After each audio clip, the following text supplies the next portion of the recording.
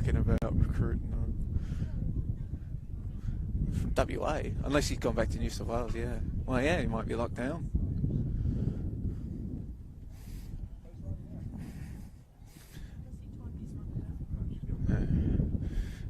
Shout out to Calder for wearing their whites and keeping my colour coordination on point. I was afraid it'd be the green. Yeah.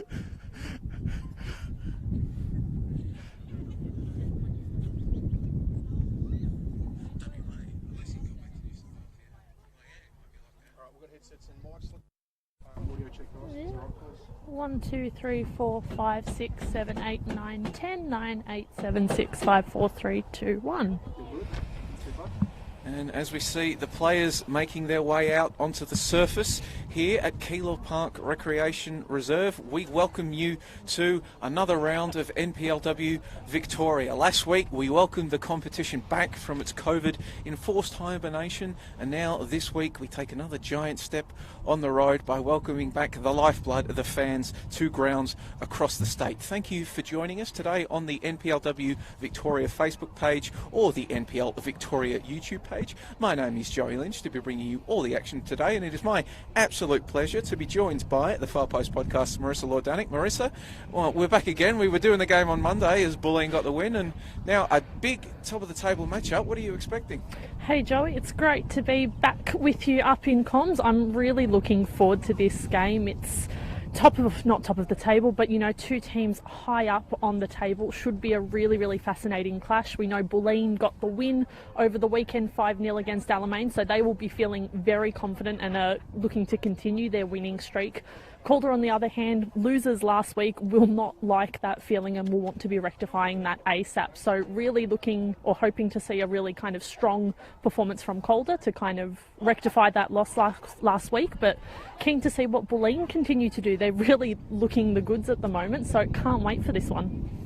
Calder looking to avoid what would be their fourth loss on the season in just 9 games. Not figures that they would be used to out here in Keilor, and of course one of the teams that already has beaten them this year, Bulleen, but now having to come and doing it on their foe's turf. And as we prepare to get going, the two teams huddled up in the middle of the back pitch here at Calder Park Recreation Reserve. You can see the surface quality.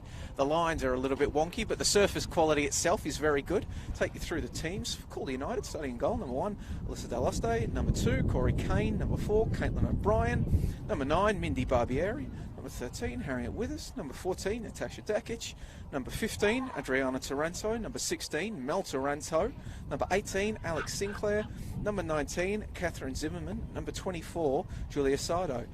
They are coached by Mark Torcaso, who told me that they were hoping to have Angie Beard with them today before she flew out to Scandinavia, but unfortunately a sponsorship commitment starting about an hour before kick-off kept her out. But for the visitors, FC Bulleen Lions, who are wearing their maroons and kicking from left to right of your screen. In goal, number 1, Gabby Garton. Number 3, Alex Natali. Number 4, Claudia Fruscalzo. Number 6, Paige Zoyce. Number 9 in front of us there, Leah Privatelli. Number 13, coming into the side after missing last week with illness, Alana Janchevsky. Number 16, Grace Taranto. No relation to the two Tarantos on the Calder side of the field. Number 17, Daniela Godelj. Number 18, Tiffany Elianis. 19, TJ Vlanic. And the captain, wearing number 20, Kayla Morrison. And we'll get going here with Morrison getting an early touch. And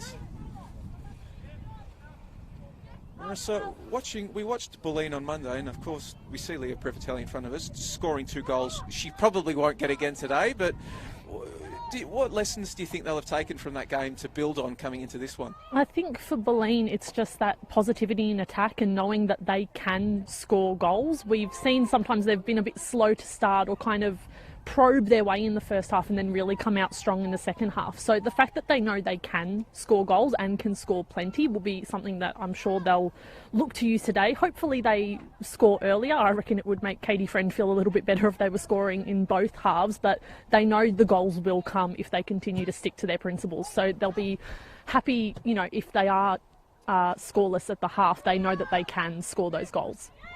So now we see Janchevsky putting the ball into the middle, and she'll get another go at it, but Taranto coming across to intercept. It's Mel Taranto on that occasion. Now Withers over there on the flank, kept company by Vlanic. DeSardo.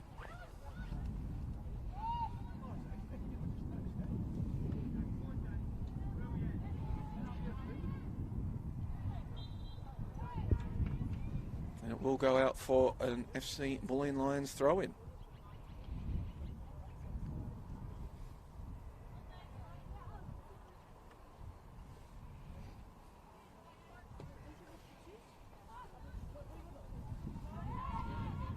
With us, DeSardo.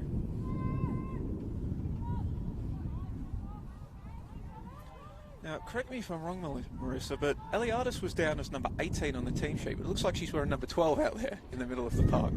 Just NPLW things, Joey, I think it is. Some confusion with the numbers. It's very standard at this level. Just that was more so me getting you to double check my own working there to make sure I had worked it out, but now that we are on the same page... That's definitely Eliadis, I think. Very distinctive with the shaved sides. Yes. Never be too careful as Morrison puts that ball over the top into the path of Privatelli. Privatelli will cut inside, get a shot. Privatelli puts it over the bar, but early danger signs there from the attacker that scored a hat-trick just on Monday night. Really nice work there from Privatelli. It was a little bit unfortunate for the Calder defender there, just kind of got tangled up in her own legs, but Privatelli, we know that she's a clinical finisher. She'll be disappointed she didn't get that one, at least, you know, testing Alyssa Darloste in the goal. As you can see, a bit of wind blowing today, but that is going from the right to the left of your screen, so Privatelli can't blame that one on the wind. This is Zimmerman, a nice little touch to try to turn around the corner, and in the end the contact from Grace Taranto on the American attacker earns her a free kick. Zimmerman, of course, has set goal scoring records in the Victorian top flight since arriving from the United States. Still looking to find that run of form this season though, just one goal from her 4 appearances thus far. Sinclair battling away for it, trying to come away with it. The Taranto twins providing support. There's Mel Taranto in 16, Adriana wearing 15, or another way, Mel in the black boots, Adriana in the white boots. Sardo, just going once again. Sinclair left it behind, perhaps anticipating the run of Withers, but Morrison got in the way.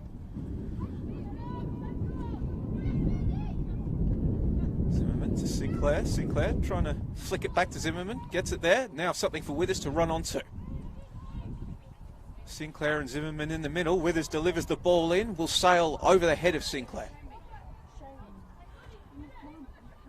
Back out to O'Brien, left-footed cross in, over her head, over the head of Zimmerman. Morrison battling for it, and Zimmerman just nipping in there, trying to get something going. Sinclair back into the middle. Still the danger there for Calder. Taranto now, Zimmerman. And penalty is the call in the end. Brought down was Mel Taranto, and she will remain down, but her side has a penalty. And just Bulleen, Marissa, could not clear the danger. They really couldn't. You could even see in the kind of early stages of that build-up play, Gabby Garton in the goal seemed to be distracted by the sun there. It looked as if she was squinting and couldn't really see what was going on, but yeah, it doesn't look good now for the Bulleen player either. They're calling over for the medicos. Alex Natoli has remained down on the turf, and you are right, Marissa. Leah Privatelli immediately signalling that a change might be needed, or at least treatment. We saw on Monday night Alex Natoli copped a bit of a knock, looked a little bit proppy in the latter stages of the game against Alamein, but it was good to see that she was out here, but hopefully it hasn't accidentally re-aggravated something or copped another injury of some sort. Well, choice now to be made by Coach Caitlin Friends over there on the Bulleen bench. Does she bring on a substitute? Has Tessa Cerniel, Shelby Green, Alana Byrne, Rachel Quigley and Emily Dolzen to call upon if needed. We'll have plenty of time to think it over, because not only is Natoli going to have to make her way off the field at some point, and it doesn't look like she's going to be able to do so very quickly, but it is also going to be a Calder United penalty. It was Mel Taranto that was brought down for Calder, and she has gotten back to her feet. And it is Alex Sinclair standing over the ball. So it's going to be Alex Sinclair, the long-standing veteran of the Victorian top flight, doing battle with Gabby Garton, who is, despite her long-standing resume in Australian football, actually in her first full season in the top flight. So the veteran versus the new addition. Sinclair versus Garton.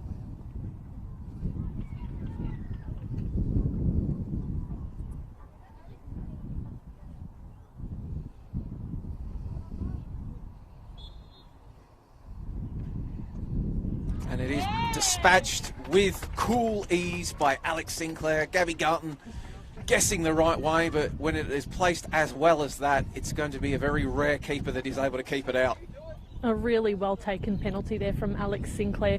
Picked her spot, put it right where the Spiders live in the corner, and as you said, Gabby Garton guessing the right way, but you really can't stop those kinds of penalties. So a lead for Calder, they'll definitely take it after last week.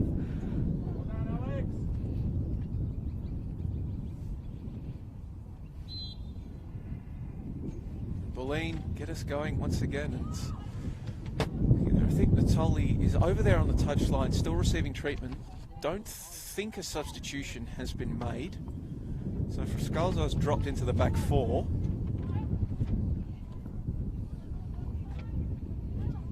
Yep, there's only 9 outfielders out there for Bulleen at the moment. So working behind the 8 ball and potentially a chance for Calder to press their one-woman advantage and make it 2 in quick succession as Sano flicks that ball on. Morrison plays it back into the middle of the field. Zoyce back to her captain. And Morrison to Garton. Just puts her boot through it. Looking for Vlanic. Nodded on. A relatively comfortable collection for Sardo. Adriana Taranto gives Zimmerman something to chase. She's got Grace Taranto to keep her company. Shrugs off her challenge, whips a ball in. Sinclair was lurking, but Morrison meets it with an important header. Now TJ Vlanic. It's intended for Janczewski. Picked out. Vlanic will get another go. Goes around Sardo. And the challenge of Mel Taranto. Ryan picks it out. Side really able to retain a clear possession. Mindy Barbieri gives that away, and now TJ Vlanic cuts inside to Zoyce. Bulleen still 1 player down thus far. No changes made as of yet. Zimmerman just plays it back to the back four. Dakic gives it to Taranto, who gets it across to Sardo. Zoyce intercepts.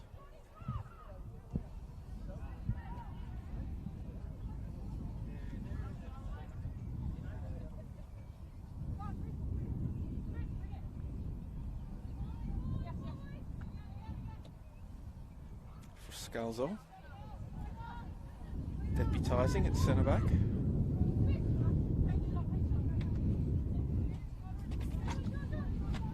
Zoyce. Janczewski. Grace Taranto to Janczewski. For Scalzo. Zoyce just bundled off it by Mel Taranto, and then Sinclair gets it out to Withers. Withers has speed to burn if she can get into space, and that's what she's going to do. Goodell can't go with her. Withers, she's got Zimmerman in the middle. Withers goes herself and puts it wide. A good run from Harriet Withers there. Would have liked to have seen her cut it into the middle. We saw Catherine Zimmerman kind of keeping pace with that Bulleen defence running through the middle, so would have liked to see a bit more selflessness from Harriet Withers there, but Bulleen are back to their full complement now, so good for them. They've weathered that little storm when they were down to 10, and good to see Natoli's back on the field. Friend opting not to turn to her bench early doors. Natoli will attempt to keep going, but that is an area to keep an eye on, as Marissa said. Copped a knock against Alamein, copped another knock now. Now she moves on to the ball. Hearing Leah Privatelli on the wing yelling out to keep it moving, and Morrison eventually decides that keeping it moving means playing it long. However, can't find a teammate Alistair plays it back. Frascalzo gets her pocket picked by Barbieri, and then Adriana Taranto. Well, Dakic.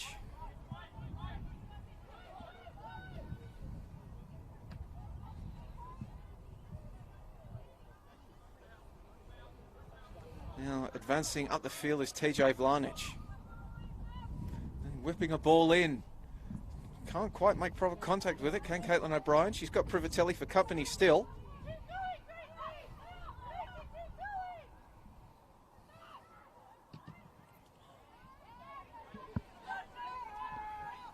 But now Calder can potentially break. Zimmerman just lobs a ball over the top, looking for Withers.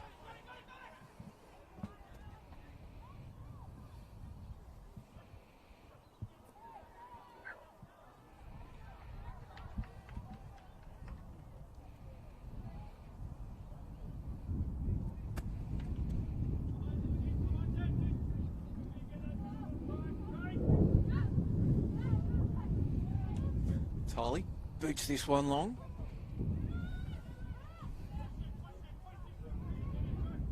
And Adriana Taranto just whips the ball over the top, giving her for the foot race is on, and Zimmerman's going to get there first. Gabby Gutton had to get back quickly.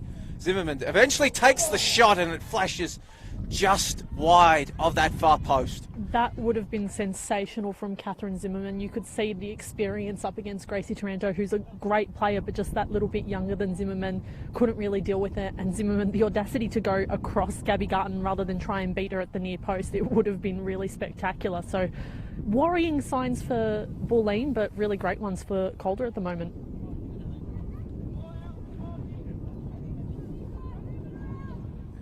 The wind in their faces, Bulleen will again be forced to just look to play out from the back. Morrison, pass was intended for Taranto, but picked out by Zimmerman. Barbieri lays it back to Mel Taranto, and she's just going to loop it wide. Headed back, but Sinclair collects. Withers on the right flank, leaves the ball behind, but is able to collect. Rounds the defender, and then speculative left-footed effort, but comfortably collected by Gabby Garten.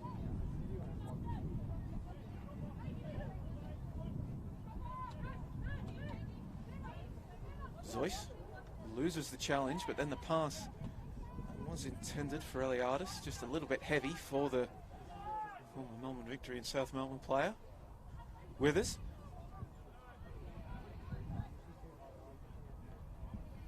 Taranto just loses it and plays it back to her back four, and Calder can reset. Dakic trying to thread the needle, no doing initially. But eventually it's going to find its way to Zimmerman. And then Zimmerman looks for the run of Caitlin O'Brien. Plenty of time for O'Brien to look up. Right-footed cross in, headed clear by Morrison. One of several that she's done so far in this one. Barbieri, Privatelli for company, and she'll just marshal it over the line. Get us going once again to Adriana Taranto. For Withers, picked out by Gadelge. Mel Taranto just bodies Zoyce off the ball. Sardo brings it inside. Adriana Taranto. Kept company by Frascalzo. And Vlanic getting up to put the pressure in Sardo's face. And eventually the infringement is found, and Calder has a bit of breathing space to send that free kick in.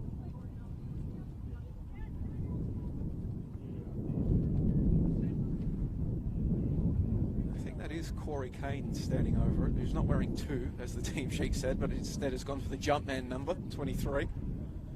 Got to be good if you're wearing 23. It's played in, Garten out, gets there in front of Zimmerman. Just rolls it out, and got to be mindful there, Natali, because Barbieri was coming in with a vengeance. Forces Natali to just turn around, so Mindy Barbieri get to the ball, but she was certainly on it.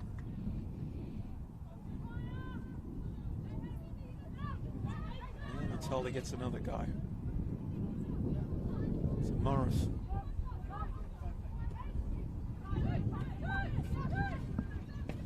Chesky gives Privatelli something to chase, but O'Brien is going to get there first. Flicks it across. Dakic can't bring it down, but there is 3 Calder players there against Privatelli. So it is the side in white and blue that come away with it. Withers has the speed to keep this in. Zimmerman in the middle. That's where the ball goes, but Morrison again with the important intervention. And going on a bit of an adventure is Morrison. Approaching the halfway line with the ball before she sends a left-footed pass up into the path of Vlanic, but it will be Natasha Dakic getting there first. Morrison has been absolutely crucial thus far, hasn't she, Marissa? Several important interventions. Yeah, we see it time and time again, and not just this game or this season. It's just a real trademark of Kayla Morrison's game that you know she's always going to be in the right spot. She's just got a sense of positioning and is able to cut out plenty of attacks. So you'd always want her on your team. She's just such a good defender. Janczewski, the marking tight, couldn't bend it around the corner, and instead it will be a goal kick to Calder. So, and with the wind, Alyssa Delaste's back, she could potentially send this one very, very long. As we see Sinclair taking up position in the middle of Calder's attack. Zimmerman is out on the left, which is where the ball is going. Ryan back to Dakic. And the long ball over the top for Barbieri, keeps it in. And in doing so, it comes to a 50-50 ball. Zimmerman trying to win it. Barbieri plays it back into the middle, but it is Zeus. Comes away with it for the side in maroon. Vlanic, right-footed pass in for Janczewski, trying to hold the play up and then turn and shoot, but blocked away by Dakic. Now a chance for Meltaranto, marshalled by Vlanic, forced to turn around and give it back to Sardo. Withers, Morrison flying in with a header. And in the end, Morrison, as she tried to recover the ball, gives away the free kick. It gives her side time to get back and reorganise.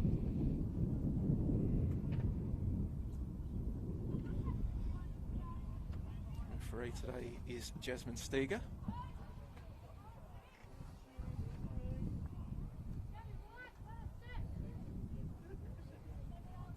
Kick sails into the hands of Gabby Gardy. If you're at Galton, if you are just joining us, the score is 1-0.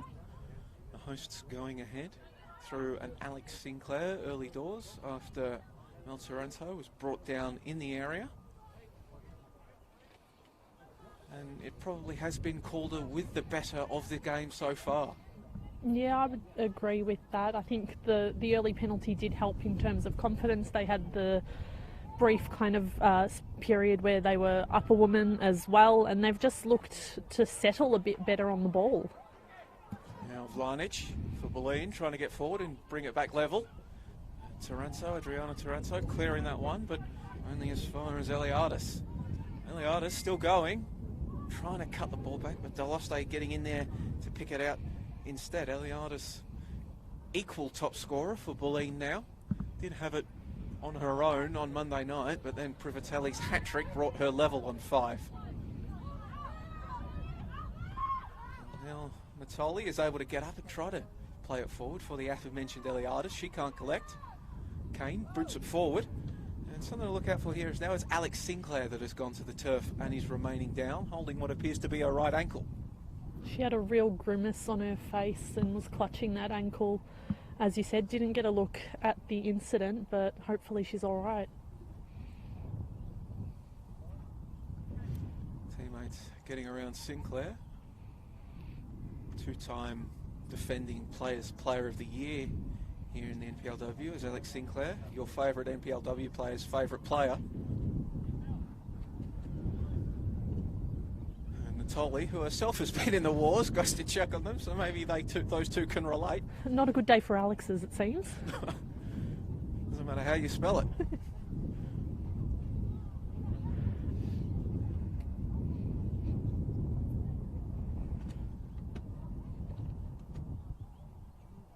Looks like Sinclair will be right to continue though.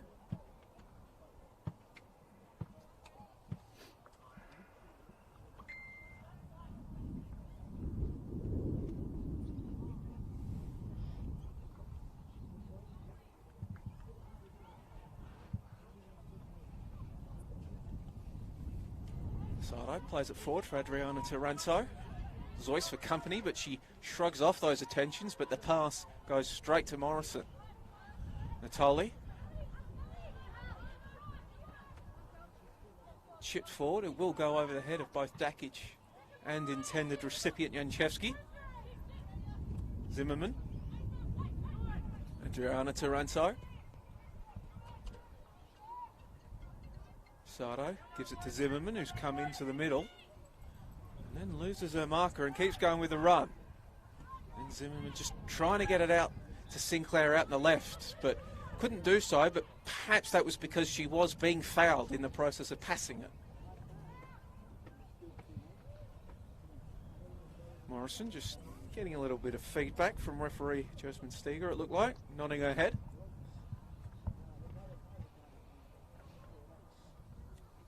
Of course, Morrison and Zimmerman teammates this past W League season in Melbourne Victory's championship winning side, whose coach, Jeff Hopkins, not only, well, he signed a 2-year contract extension in the week, and to celebrate, he's out here in Keilor watching today's game. That's how everyone celebrates contract extensions, don't they? Well, we have seen Alex Aparkas haunting NPLW grounds out here as well. So perhaps Big Jeff, as he is known by the Victory fans, getting out there and making sure that some of the young talent on display that isn't already contracted isn't stolen out from under his nose. As we see, it looks as though Natoli tried to continue, but her day is now over. The defender making her way off, and she will be replaced by Alana Byrne, who should be quite familiar with these surrounds, should Alana Byrne having just crossed over to Bulleen from Calder in the mid-season transfer window. Literally made her Bulleen debut on Monday night while we were there, so it'll be interesting to see how she goes. Obviously very familiar with a lot of the players in white, so keen to see how she goes and how Bulleen now adapt to Friscalzo down back instead of in the midfield. So Friscalzo there in the middle, in the middle of the defence, I should say. Byrne getting a bit further forward, presenting an option that is instead sent to Morrison. Janchevsky dropping very deep to receive the ball. Laying it out to Gadelge on the left.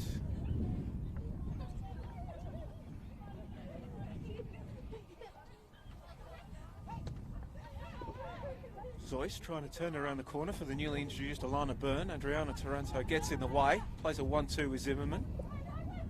Indy Barbieri across to Sinclair.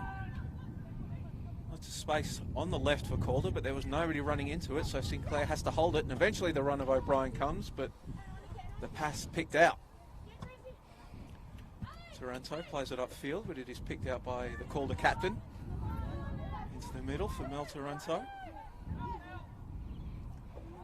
Just what we were talking about before, Marissa. Sinclair just grabbing the right ankle again as play moved away from her, so still feeling the effects of that aforementioned knock. And now it's Barbieri on the ball for Calder. To Withers, bring the ball inside, and Sinclair is all on her own in the middle if she can be found. Instead it goes to Zimmerman, and Zimmerman, the play will be brought back for the offside flag.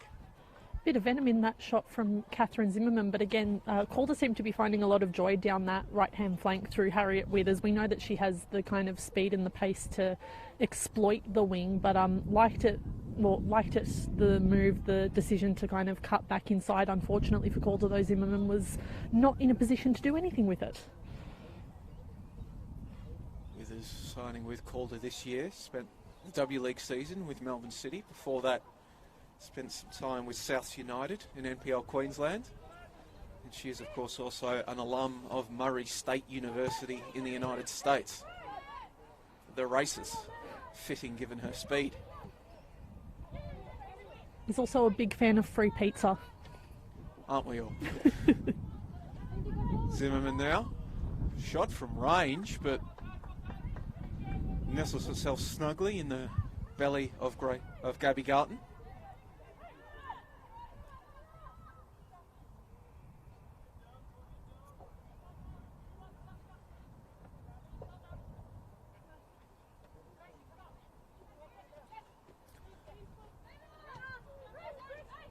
Davis and Friscalzo exchanging it before it goes out to Morrison.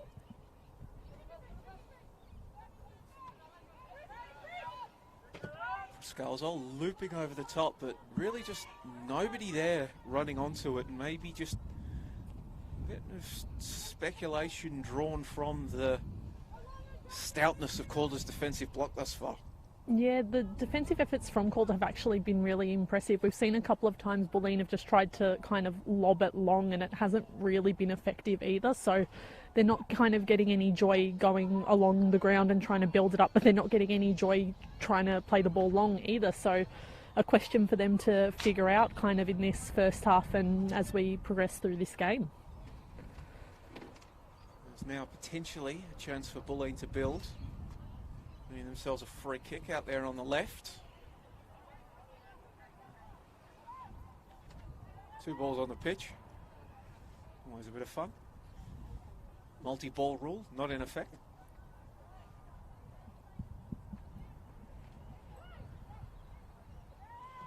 Morrison playing it across to Friscalzo. So Bulleen moving the ball around on the halfway line, but the problem for them is that when they try to play it forward, there is almost 11 Calder shirts in front of them, just suffocating any potential avenues. And it is the side in white looking to come away with it. Morrison just reminding Catherine Zimmerman that she's there, if you were to put it charitably.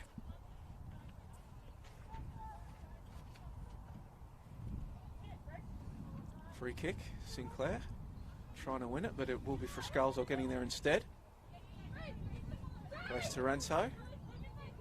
Heeds the calls of Gracie from Friscalzo and plays it back to her now centre back.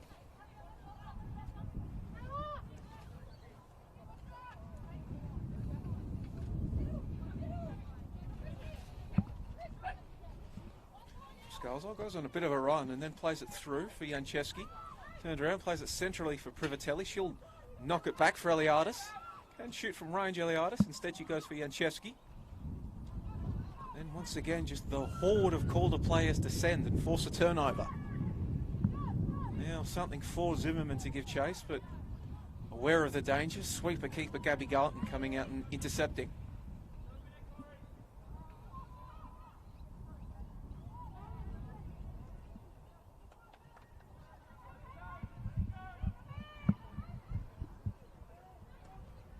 Pass finds Zimmerman.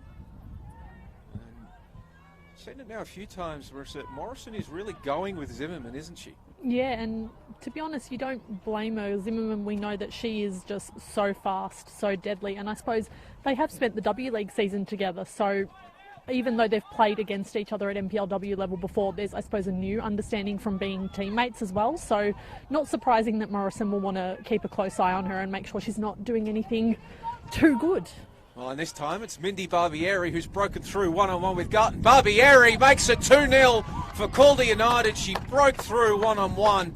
The Melbourne Victory midfielder herself just coming through, picking out her spot, sending it, no chance for Garton, and doubling Calder's advantage. A lovely run from Mindy Barbieri. We know what she can do. She's an absolute superstar and had herself one-on-one with Gabby Garton, and again, same side as Alex Sinclair for the penalty, just put it beyond Gabby Garton's reach. So a really lovely finish, and you can't say it's not a deserved 2-0 lead for Calder now.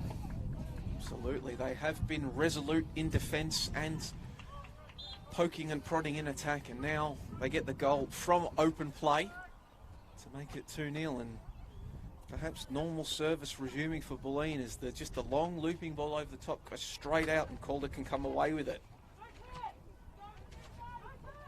O'Brien. Zimmerman. Taranto keeping her company. Grace Taranto, I should say. Friscalzo will watch it roll over the line for a Bulleen throw-in.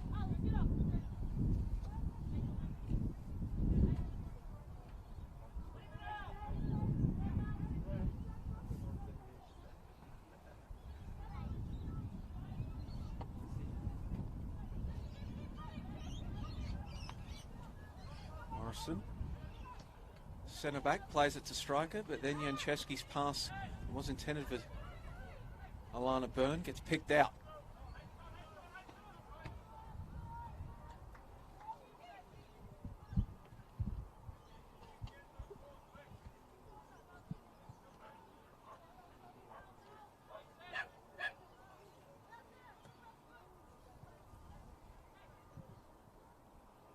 Morrison carrying it forward before playing it again to Janczewski. Janczewski's efforts to hold it up in front of Kane are snuffed out by Mel Taranto's backtracking defensive work.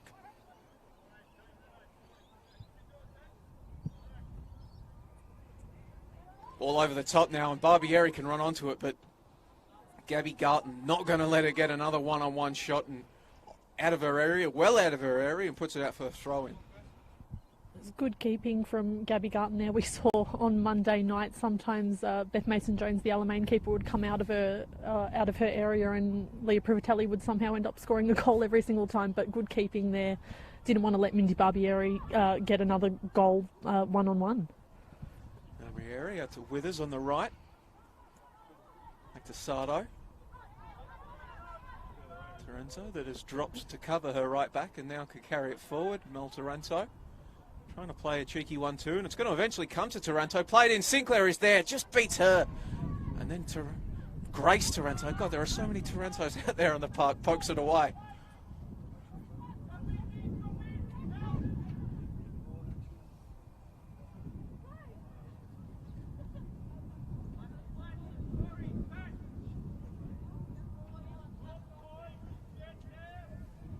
Morrison. We have seen in Morrison's previous seasons with Bulleen, she has on occasion just gone on gallivanting runs from centre back, and perhaps that's something she might consider wanting to do this time, because yet again we see Bulleen just having no luck playing through this Calder back line. Yeah, well, one of Bulleen's kind of best chances of late was when Fruscalzo kind of went on a bit of a run further up the pitch and was able to kind of break the Calder defensive block down. So definitely not a bad idea, especially if it seems to be the most effective or something that is working. That is Zimmerman giving chase. We'll keep it in. Cuts it back inside onto a right boot, and then in the end that was a shot. Trying to bend it in just inside the far post. Took a deflection and collected by Garton. Zois. To Fruscalzo. Taranto.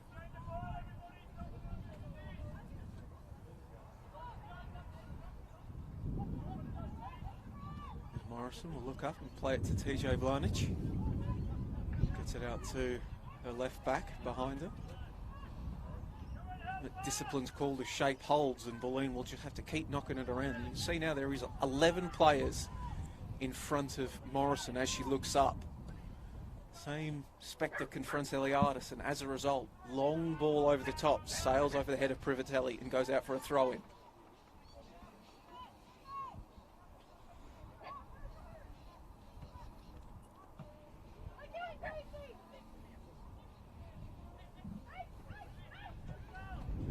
Taranto, ball over the top, and Garton now is increasingly just setting up shop about halfway towards the halfway line to just pick out these long balls over the top. No chance there in transition as Kane gets across smartly and then combines with her teammates initially at least. Perhaps Bulleen another go now though. Eliadis. Nobody out there on the left wing. They won't even go out for a goal kick as Sardo, unaccompanied, just leisurely collects it. Her pass intended for Withers is a rather simple collection instead for Gadelge. Sails over the head of Kane. Janczewski goes down, never a penalty. And Corey Kane comes away with it.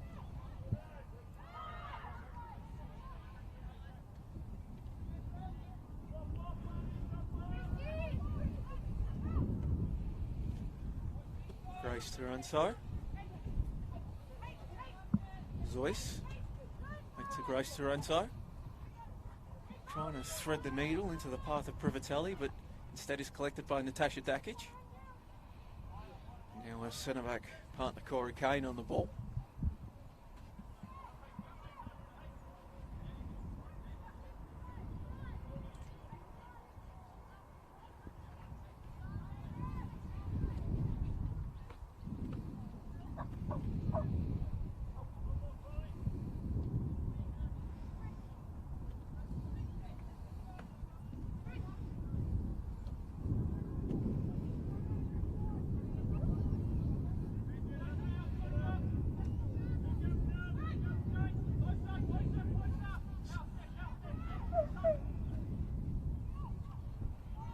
somewhat Groundhog Day out here at Keilor Park Recreation Reserve, isn't it, Marissa? You could pretty much predict what's going to happen every time Bulleen get on the ball. Yeah, it's really impressive defensively from Calder. They just kind of constrict the space as they take a shot, Bulleen do, while I'm trying to say that they're not doing much with the ball. But no, Calder's just seemed to constrict the space. You could hear Mark Torcaso just yelling closer, closer, as if to, suck up any available space that Bulleen can play in. I've also got to credit the work of the two Calder fullbacks. We know that Privatelli and Vlanic for Bulleen can do some real damage on the wings, and they haven't been able to do anything thanks to Caitlin O'Brien and Julia Sardo in the Bulleen fullback position. So it's a really solid defensive performance from Calder. And indeed, the aforementioned Sardo will get us going once again. Her and Vlanic, of course, teammates at Melbourne City, so very familiar with each other. And another Melbourne City player now, Withers on the ball. And then that's a very healthy shove from Harriet Withers. There was extension of the elbows there. There was no disguising that one. That was just straight up. Perfect view of that one, and she gets a bit of a talking to from referee Jasmine Steger.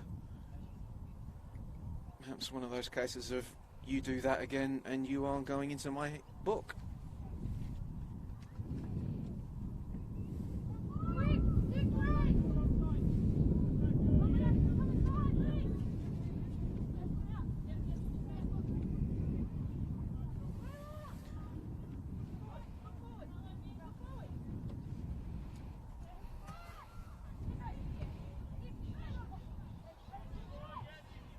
Out again by Calder. They are conceding on average just a goal a game thus far this season. Played 8, conceded 8, compared to 21 goals scored, which, to be anything, is probably below expectations Calder have had over the years. 21 scored. For comparison's sake, Bulleen has scored 26. Of course, Bulleen, not helped by the 7-0 drubbing they copped against South Melbourne in round 1, have conceded 18.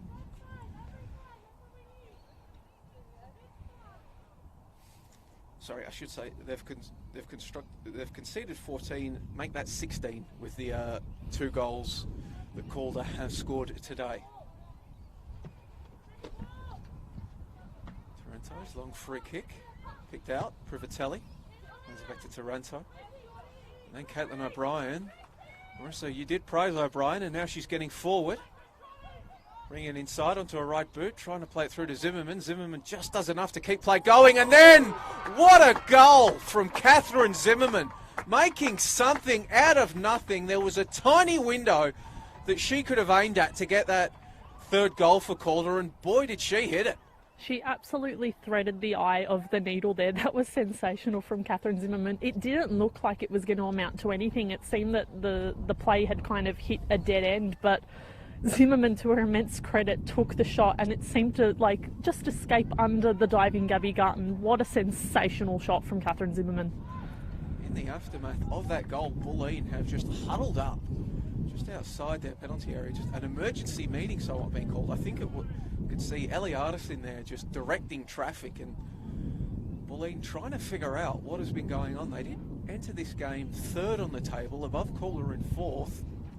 In fact, if Bulleen had won today, they could have leapfrogged FV emerging into 2nd spot, but instead they find themselves in the first half down 3-0. Unless a miracle, you would have to say, occurs, they will fall to 4th when Calder collect the 3 points. So they are just trying to figure out what exactly is going on.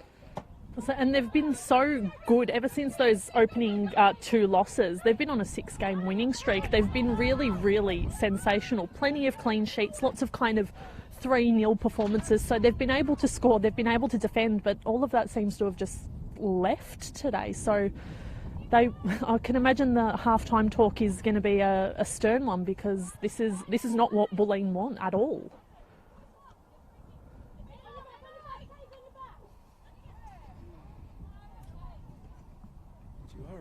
Marissa, after that 2-game losing streak they went on to start the season against South Melbourne and FE Emerging. They promptly put 7 past Box Hill to get their first win of the season. Then Alamein beat them 3-2. Beat this side, Calder 3-0. Beat Bayside 3-0. Beat Heidelberg 3-2. And then on Monday night, then the return from lockdown, beat Alamein 5-0. So, based on the form at least, you would have been a brave individual to have predicted this, especially in the first half. I suppose on the flip side also, we do have to give credit to Calder. They've defended resolutely and they've taken their chances today, which is a bit more than can be said from last weekend's performance, where they had chance after chance but just couldn't seem to find the back of the net. So plenty of positives for Calder here, but yeah, there's big question marks over this first half from Bulleen. This is probably exactly what Coach Montalcazo would have been hoping for from his side. Speaking to him before the game, he said he kind of got the feeling in the first half against Heidelberg that it just wasn't going to happen for them. In the end, was proved right, as Coach Jono Clemente's Heidelberg got probably one of the biggest wins that side has recorded in the past few years. And now the header comes in from Janczewski, and it is 3-1. Life perhaps yet in FC Bulleen Lions. Against the run of play, but finally forcing their way through Calder's defensive block. A ball over the top eventually comes through for them, and Janczewski with a very well taken header, it must be said. Welcome back, Alana. I'm sure they'll be very glad that she's back on the park. It was a really, much more like the Bulleen we expect, basically, you know, utilising the wing, the good cross in, and then Janczewski just rising higher than everyone else with the looping header. Much better play from Bulleen, what we expect from a Bulleen side. So game on it seems. We probably had that coming, didn't we, Marissa? Just as we're trying to conduct a post-mortem on Bulleen and praise Calder, bang, Bulleen come back and score. As we'll pause as a Qatar Airways flight flies very, very low over the grounds here at Keilor Park Recreation Reserve. Harriet Withers getting forward now in the aftermath. Talking about turning on the jets, Harriet Withers with the speed. Hope all those individuals on that plane enjoy their 2 weeks hotel quarantine.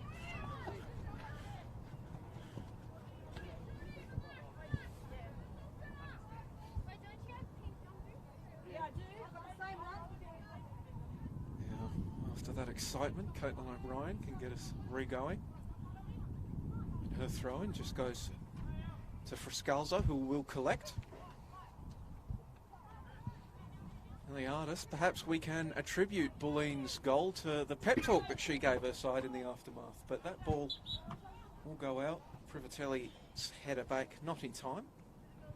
Call the United throw-in.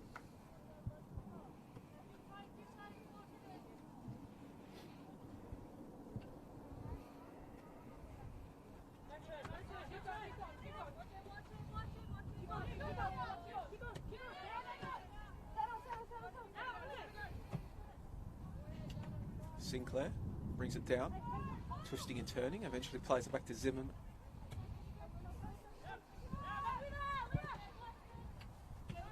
O'Brien, Zimmerman.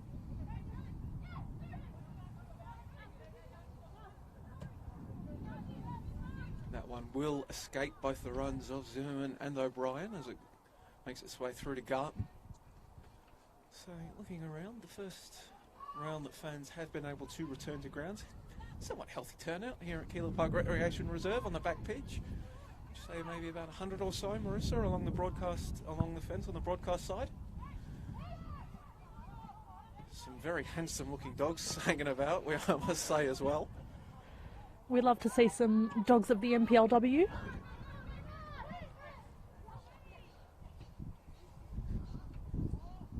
Zimmerman's pass, Sinclair, well, everyone kind of stopped anticipating the flag to come up, and then Sinclair just said, right, bugger this, I'm going to kick it and we can finally get going once again.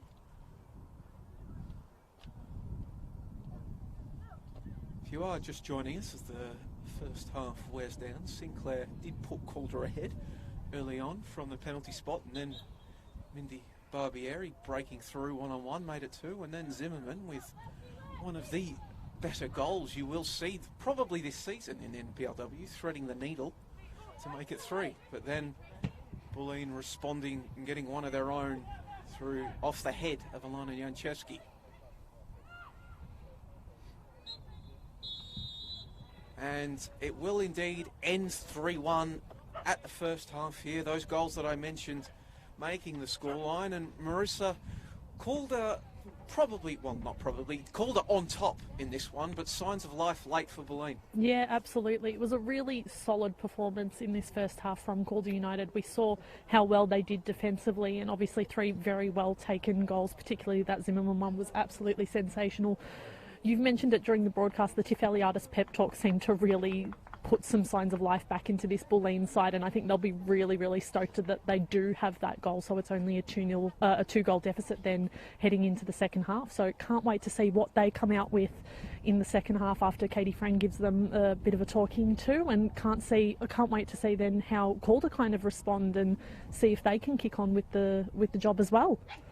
Thoughts of Marissa Lordani taking us into half-time here at Keilor Park Recreation Reserve. Once again, the score 3-1 to hosts Calder United over FC Bulleen Lions. You'll have the countdown clock for company throughout the half-time break, but be sure to join us on the other side of it for what should be an entertaining second stanza. Audio dead.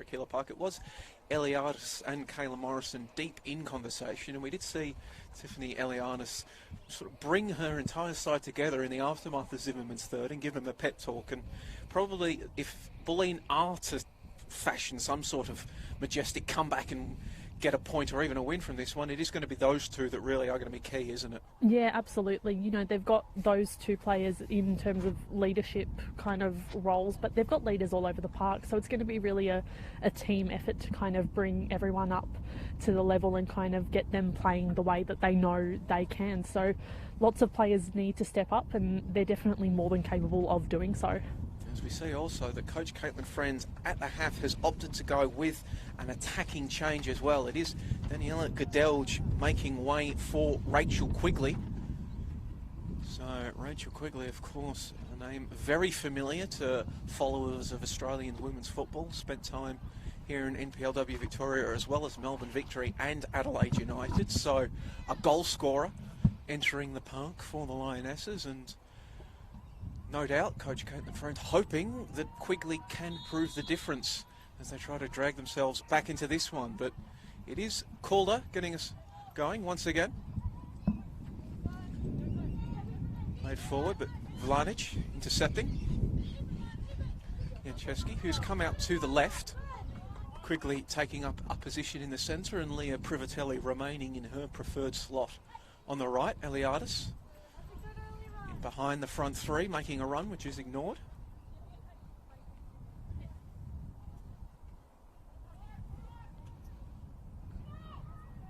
Quigley trying to flick the ball around the corner. And Vlanic will get us going again. And Marissa, it looks like Vlanic has gone into left back, but certainly one of the more attacking left backs you will ever see deployed. Yeah, absolutely. We know what kind of quality she has down the wing, so a very smart move to try and get her more involved in kind of the attacking phases of play. Barbieri has time to turn, and then she's going to knock a ball over the top, but Garton, as she increasingly did throughout the first half and picking back up, out to intercept the long ball. Byrne. That player's going to get brought back for the offside flag. Tasha Dakic, former Box Hill defender, now plying her trade with Calder United. We'll get us going once again.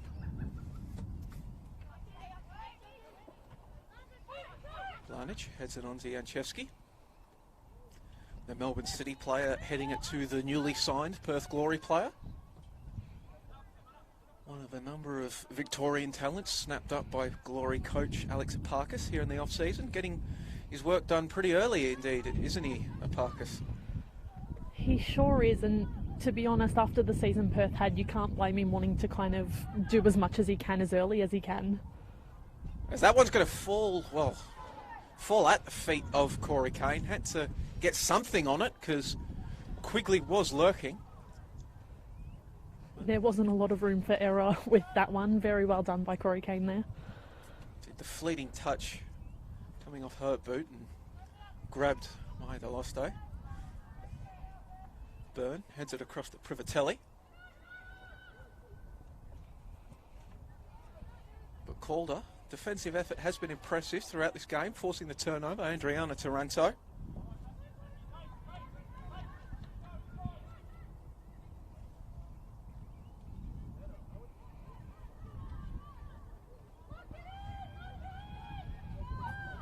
Cries of lock it in coming from the Bulleen back line, and they will get themselves a throw in.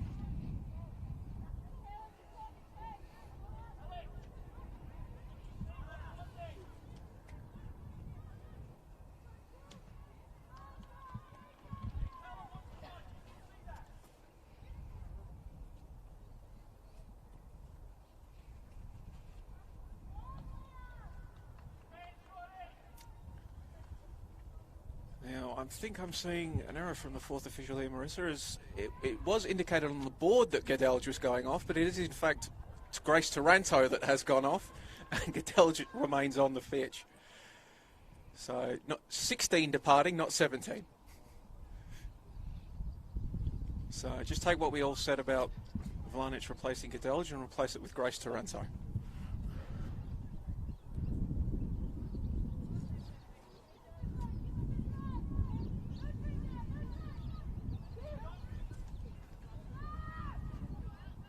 is giving chase.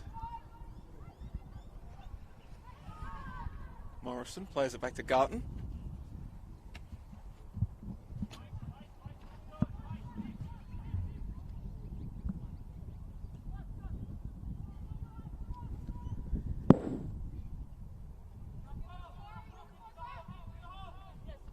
Morrison inviting Eliadis to come to her and then attempting to play the 1-2, but Zimmerman getting across.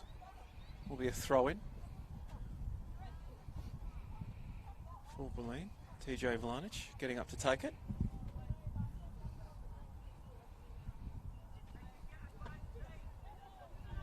Quigley can't bring it down. Adriana Toronto. Kane. Here back with Dakic.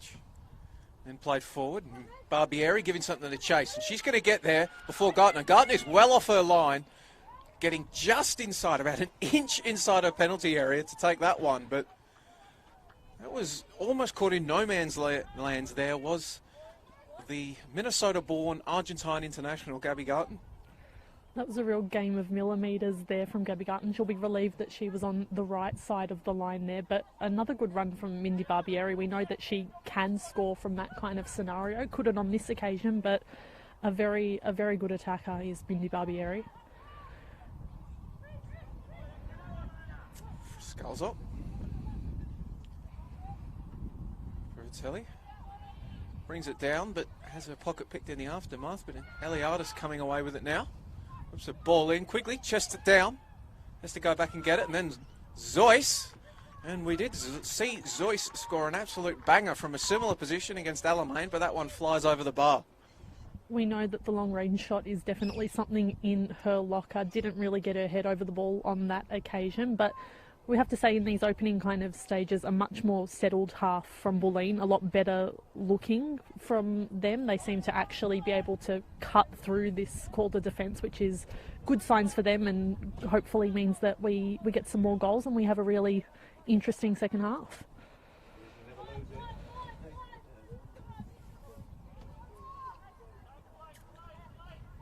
Cadelge. Sinclair was keeping her company, and eventually it's going to fall out to Maltaranto. Veritelli gets a challenge in. Eliadis. For Sculza. Barbieri. Fierce pressure. Forces the Bulleen defender to just look across the field and play it to Carla Morrison. Quigley dropping deep to receive. Pass picked out by Barbieri. Sinclair now. Goes around one challenge. Solid effort coming in from Eliadis to dispose of it. And then Zeus gives Privatelli something to chase. Strong defending there from Caitlin O'Brien to put it out.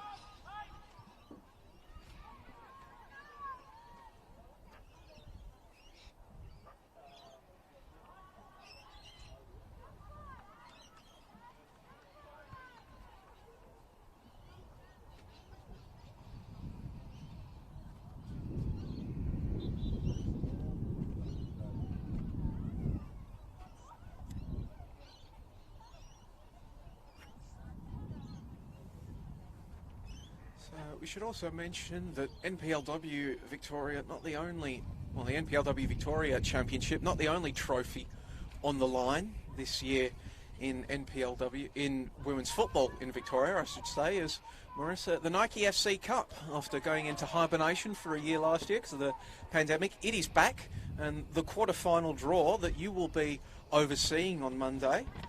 We've got qualified teams: Box Hill, Casey Comets, Alamein, Bulleen, Calder, South, Melbourne University and Melbourne Knights. So a decent mix of teams in there, some state league sides, VPL sides and NPL sides. Yeah, it's going to be really, really exciting on Monday, 12:30, the quarterfinal draw. You can check it out on the Football Victoria Facebook page, but as you said, it was one of those things that was robbed of us last year, and cup competitions are always so much fun. So really excited that that's back and we're getting towards the pointy end of the competition. So really looking forward to seeing what quarterfinals we get on Monday. So definitely tune in and get to a game if you can. I know we were speaking off there that I personally am hoping for South Melbourne to draw Melbourne Knights, purely to continue on the meme of those two always drawing each other in cup competitions. Simply a grand tradition of Victorian football, those two. Should be some entertaining fixture. And of course, Calder United, the side that are currently leading 3-1 in this one, defending champions as part of their quadruple winning season of 2019, Community Shield, Nike FC Cup, what was actually the first Nike FC Cup under its new rebranding, Premiership and Championship. So it was I know we were on the call for that final, Marissa, between Calder and Box Hill, and whilst the weather didn't exactly cooperate, the day itself and the infrastructure around it suggests it should be a very cool competition for years to come. Absolutely, and it's a real credit to Nike for kind of getting behind the competition and really doing up that final that we were at. It was a spectacular day. As you mentioned, the weather was god-awful, to be honest, but it was a really great game of football. So really looking forward to seeing what kind of comes next in that competition and what quarter-final draws we get.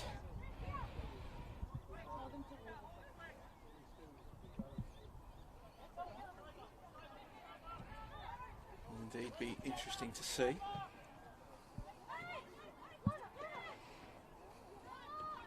As Morrison gets on the ball and then tries to play the ball forward into the path of Vlanic. She's going to get there. Withers falls over trying to intercept it. Allows Vlanic to place it back to Quigley. Cleared away by Dakic in the end. Important intervention. Janczewski's going to want that one back. Overall, that was a really positive move from Bulleen. Vlanic was really strong on this left-hand wing and cut it back. Quigley had heaps of time to kind of place her spot, but unfortunately there was just a few too many legs in the way. Eventually, Alana Janczewski, she had so much time to kind of pick her shot and decide what she was going to do, and unfortunately it just went very, very far away from the goal. But a positive sign from Bulleen. So, as we mentioned in the first half, if Calder does indeed hold on, they will go third on the NPLW Victoria table, leapfrogging Bulleen. Other games in action this weekend across the competition. Alamein versus FV Emerging. The last update that I got from Teo Pellizzeri, who's out at that game, was that it was 0-0. The fixtures, Bayside United versus Heidelberg and South Melbourne versus Box Hill. That one a double header for South Melbourne, the men's and women's side, both in action.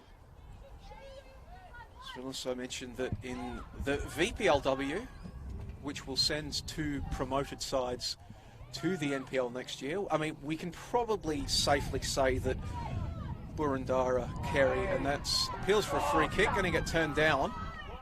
The artists wanted a free kick for their contact from Withers, not given. We can probably say that Burundara Kerry Eagles are getting promoted next season. They are currently undefeated, 8 wins from 8, 38 goals for, just 6 against, beating Eltham Redback 6-0 last night.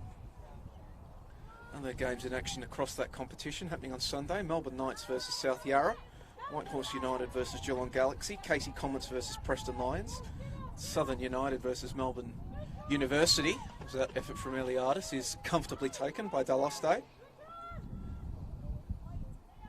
Still time for other challenges to emerge, but looking at that table, you'd have to say probably Western United, Preston and Casey Comets, the main combatants for the second promotion slot. Even if 2 of those 3, or any other sides indeed that stage a run, aren't successful in getting promoted this year, they get another chance next year. 2 sides getting sent up again to turn NPLW Victoria into a 12-team competition, and then from 2023 onwards, bring it on full promotion and relegation throughout the system.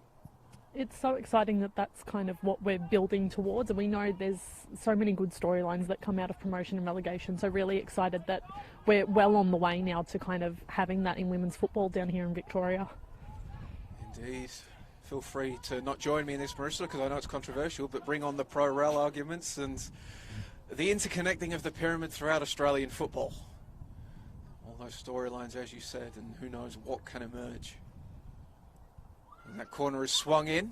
Big pack formed at the near post, and eventually it's going to come out and burn.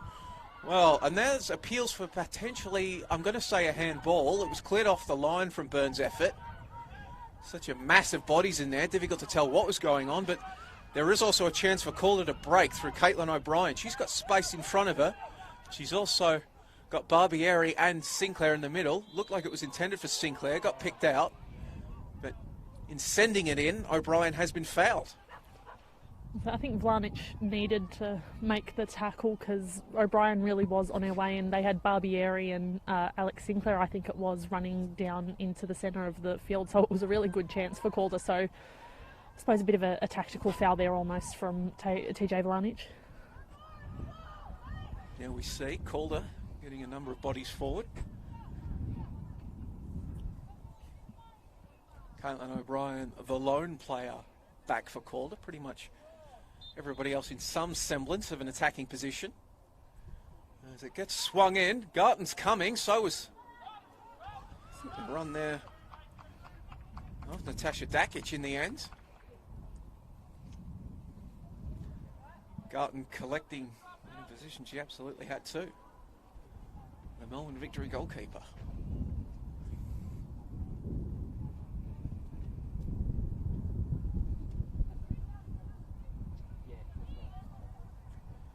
A number of alumni from the US college system on the field is Gabby Garton. She spent time at the University of South Florida, the Bulls, and Rice University, the Owls.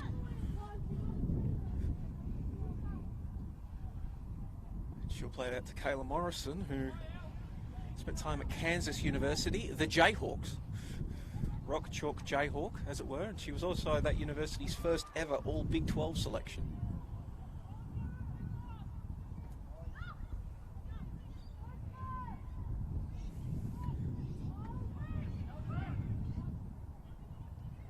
Zimmerman, keep the theme going. Zimmerman, a former Providence Friar, as that ball is played over the top. Alex Sinclair trying to come down with it and flick it across for Withers. Just unable to collect it. As mentioned, Withers from Murray State University, and Alex Sinclair, the long-time stalwart of the women's footballing scene here in Victoria. Chesky rides the challenge from Withers, and Eliadis gets across. Morrison. Garton skies it out in the direction of Jan Chesky. Her and Sardo have a coming together.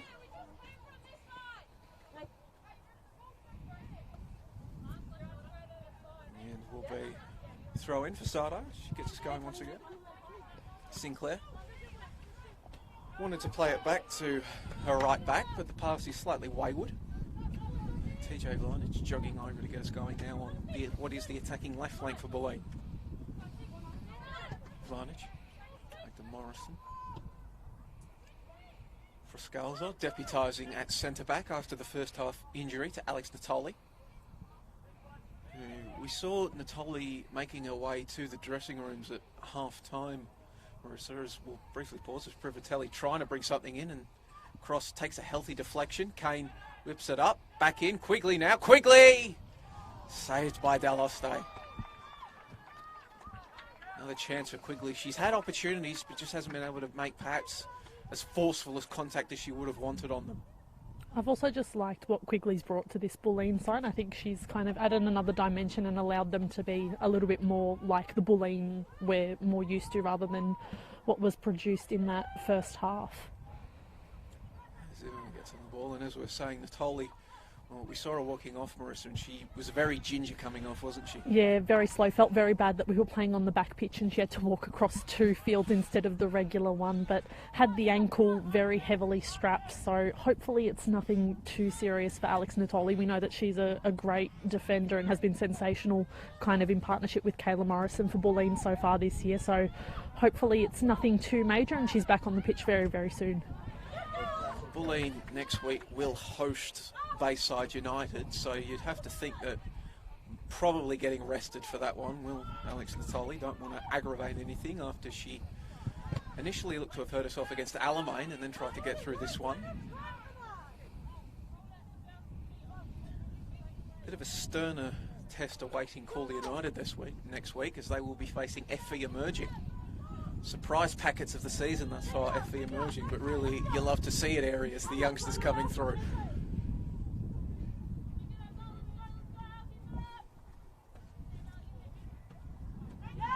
Taranto comes under pressure from Eliadis, and then Eliadis just whacks it out.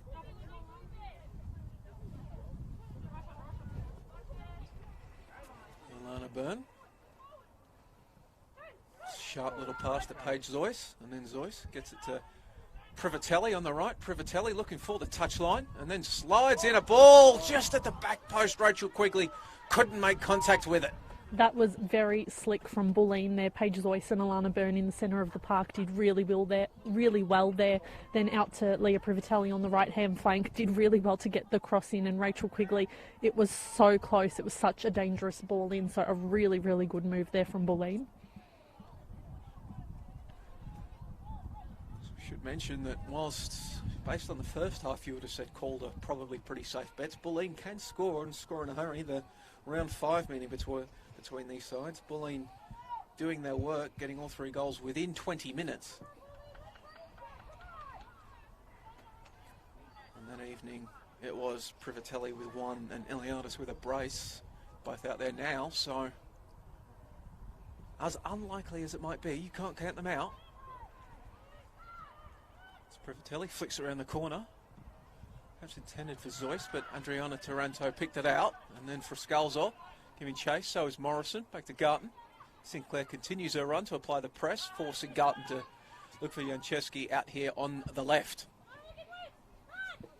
Janczewski trying to beat Sardo. Withers back there defending as well. Janczewski slides and puts it out.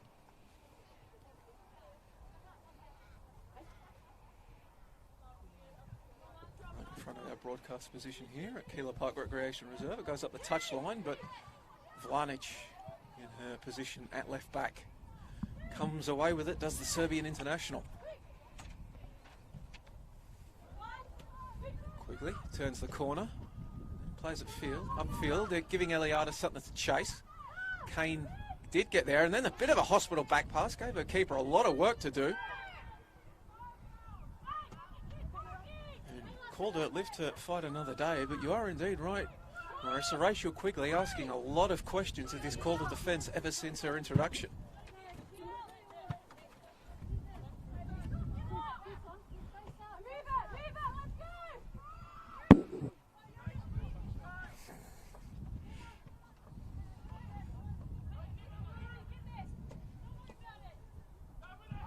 Janczewski working one-on-one with Sardo, and then a left-footed cross. Privatelli's, well, keeping it in. Very good hustle there from Leah Privatelli, but the pass net of Zoyce, booted clear by Calder. Sent back in. It's going to slide through to Quigley. Sharp skills from Quigley, playing it back out to Zoyce. Bundled clear by Calder as far as Byrne, and then they just swarm Alana Byrne. She's able to fight and win her side of throw-in.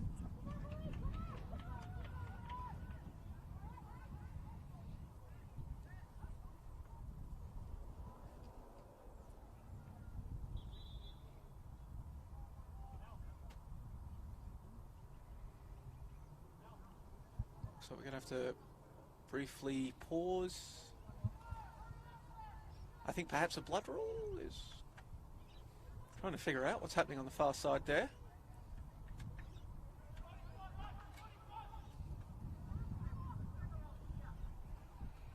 Well, for lack of any better intervention, I think Caitlin O'Brien is bleeding. Probably copped a little bit of a knock, and he's going to have to get that covered up for safety reasons. So for now, Calder down a player, Sinclair, who's come back to help defend as a result, heads it out. Eliadis. O'Brien hurries to put a band-aid on and get back going as Janczewski kind of forced Withers to the turf, held her grounds, but the header is gratefully claimed by Veloste. Now O'Brien trying to get the referee's attention so she can come back on. But for now, it is Zimmerman that streaks past her on the ball, and she's going to keep it in. That was intended for Barbieri, picked out by Eliadis. And also, just looking at the way that Eliadis has been playing, it also, you get the feeling that she's like taking it as a personal affront that her side are down, we're down 3-0 and now we're down 3-1. Very big Michael Jordan energy. She took that personally, but no, I think she's been sensational. And as I mentioned before, Rachel Quigley, I'm really liking what she's done and how she's kind of allowed Bulleen to play. And then Quigley testing Daloste with the header. Have to say, great ball in from Vlanic and an equally almost as good header from Quigley, forcing a strong save. She was all on her own, Quigley, so she had plenty of time to kind of place the header and test Alyssa Daloste. To her credit, she was very good in the save, but it's kind of Bulleen really are building something here, so interested to see how they play this corner. Daloste showing why she is a former goalkeeper of the year with Box Hill United. So once again,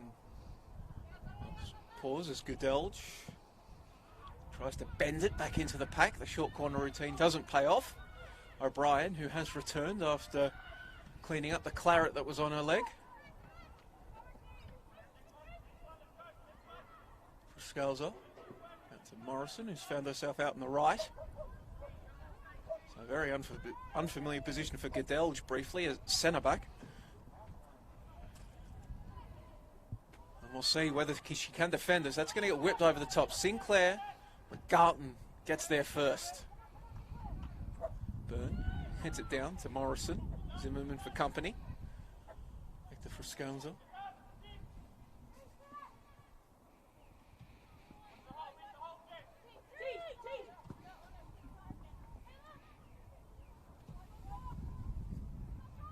Quigley. O'Brien gets across. Puts the ball out of play.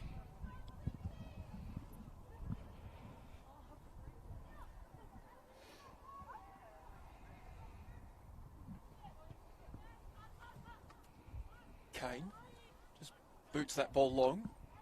Simple collection for Kayla Morrison, back in her more familiar surrounds of centre back. Lana Byrne carries it forward. Gets it out to Janczewski on the left.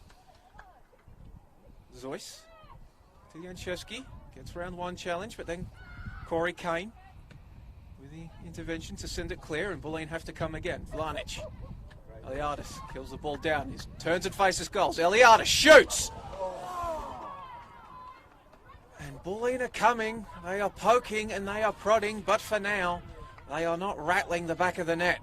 That was really awesome from Bulleen. The ball from Vlanic to find the feet of Eliadis was sensational, and then Eliadis, to her credit, was able to kind of find the space, make it and take the shot. It was a very powerful shot, very stinging. Unfortunately couldn't find the back of the net, but as you said, Bulleen are building something here.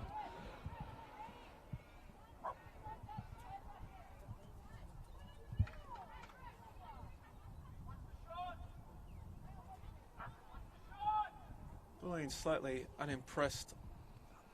Well, both with the location of where the corner has to come and be with the actual corner itself. Short corner taken quickly. Vlanic to Zoyce. Back to Vlanic, and then now Zoyce. Peels for a handball. Turned down by the referee. And then Goodelge just slices what potentially could have been a long-range shot, but if it was a cross or a shot or a pass or something in between, it has ended up as a goal kick. I can see what Vlanic is talking about with that corner. We had a lot of rain yesterday in Melbourne, and it seems to kind of be just a muddy puddle over in that particular corner on the broadcast side. So not probably the best place to be taking a corner, but unfortunately it is what it is. As you might be able to hear, a couple of the French Bulldogs in attendance barking their support. As Zimmerman falls over herself and Frascalzo gets away with the ball and plays it forward for Privatelli. Trying to beat Dakic out there, and Privatelli's going to carry the ball inside. Leah Privatelli still going round one and round two, and then cuts it back, and then Daloste getting down low to just block it away. Bulleen get themselves a corner. So I think momentum has definitely swung behind the backs of the side of Maroon, hasn't it? Yeah, absolutely. It's almost incredible the difference from the first half to the second half, how much better Bulleen look, how much more they're actually asking questions of the Calder defence, and how much more run they're able to get through the wings as well. I mentioned in that first half they didn't seem to be able to utilise the wing play, which is something they're really good at, but they've definitely found it in this second half. Vlanic swings it in towards the near post, pack forward, punched away by Daloste, flicks back in, and it's 3-2! FC Bulleen Lions, and I think it is Tiffany Eliadis Real Jordan Arias took it personally and has now dragged her side back to 3-2.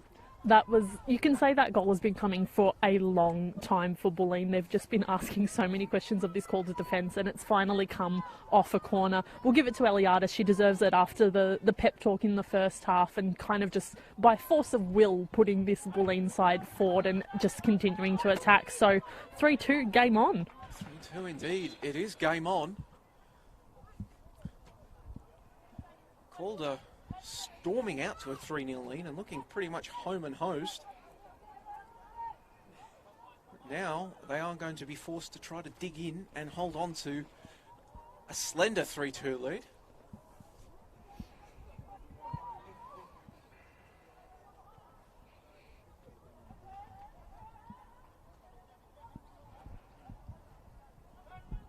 So we've just about got 15 minutes worth of regulation time here remaining, so plenty of time for Bulleen to be able to find that equalising goal.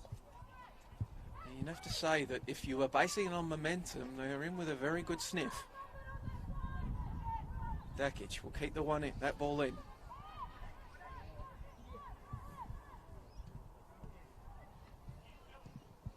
Mel Taranto just plays it through, but wandering into an offside position, so it will come back. Barbieri just unable to check her run in time.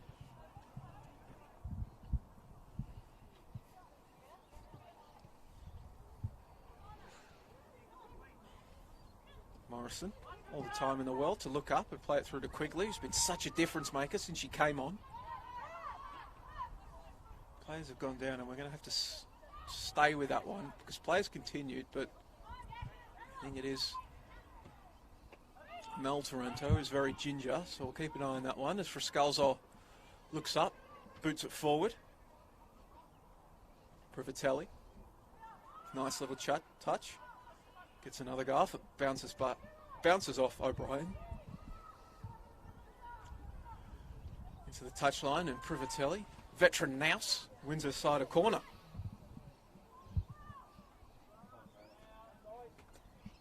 We saw it in action against Alamein earlier in the week, didn't we, Marissa? But we can see Morrison heading forward, and if form is anything to go by, she will be making a run to the back post. Setting up Privatelli's first on Monday by heading it back across the face of goal for her to nod in. And there the run goes. Big pack again forms. Zeus and Morrison were looking for Bulleen. It's still in there. Eliadis trying to somehow find an angle. Taranto has gone down again. Looks to be in pretty uncomfortable, but that is Adriana Taranto who's down now. So both Tarantos are in the wars. Zimmerman, Garton's off her line. Sliding challenge comes in from Vlanic. For Scalzo. Back to Garton. Sinclair applying the pressure. Forces Garton to just slice it upfield, but it's a good pass. Eliadis tries to flick it on, but she'll get another go. Quigley. Taranto. Both Tarantos seem to have shrugged off their knocks and are back attempting to control the midfield for Calder. Coming together, a head clash there, and both benches immediately called for, as must happen with these head clashes. Sinclair down for Calder United.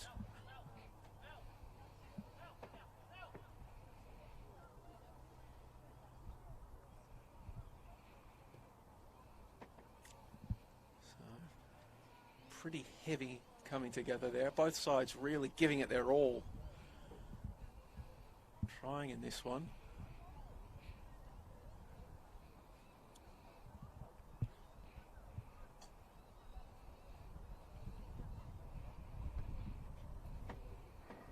Hugs all around, so obviously no hard feelings. But Frascalzo Frascalzo is being escorted to sideline, as is Sinclair.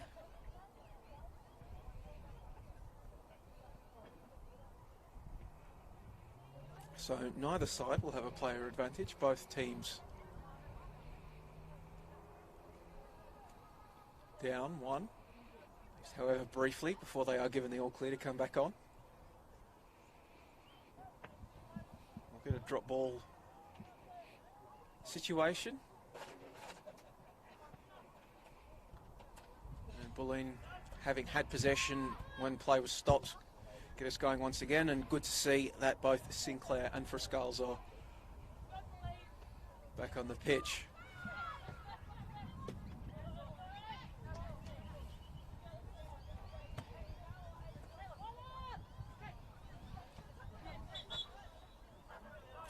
Morrison calls for the foul throw.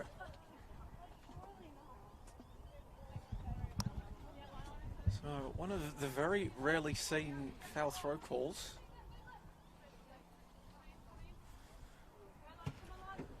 Shout out to a former Croatian ESPN sports writer that is consistently calling for those to be enforced every week.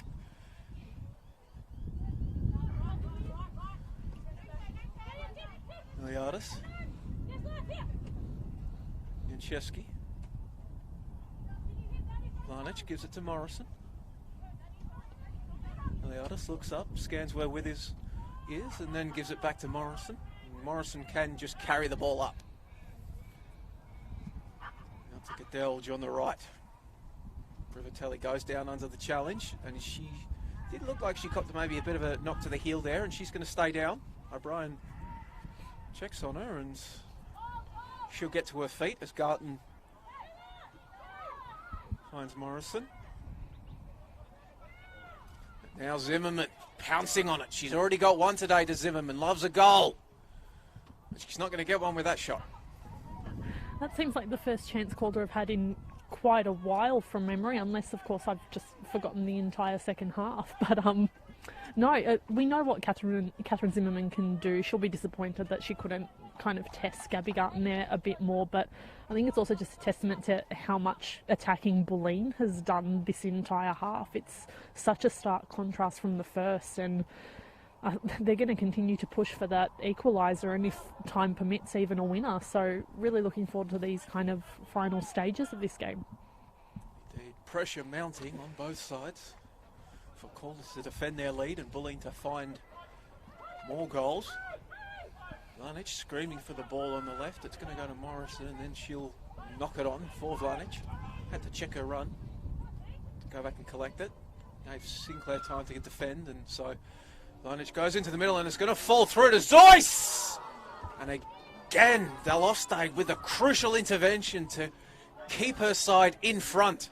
Absolute fingertip stuff from Melissa Daloste there, but that ball in, it seemed to glance past everyone and just arrive at the feet of Zoyce. She took her shot very well, and as we've said, forced the save out of Alyssa Daloste, but again, Bulleen just are continuing to ask those questions. Things seem to be going their way. Interested to see what happens at this corner, but I have a feeling I know how it goes. Well, the in-swing are likely being delivered now by Vlanic. Morrison goes to the near post this time. Byrne there. One of the smaller players on the field is Alana Byrne, but she got the header on that occasion. Morrison at the near post. Morrison at the near post. Interesting. Not familiar with that one. Probably because I think 3 or 4 now have just probably gone in towards the goalkeeper, so the wind is pretty heavy here. Maybe far post probably not viable at the moment. Of course, for meme's sake, I will say near post runs don't know her.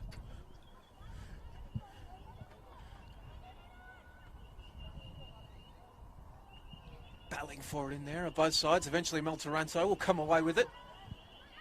Dancing around one challenge, but then her pass cut out by Kayla Morrison. O'Brien, Taranto. Iliadis and Privatelli applying the pressure, trying to box Calder into that area on their left flank. See, looks like some more substitutions getting prepared to come on as well for Calder United. Bulleen players warming up as well.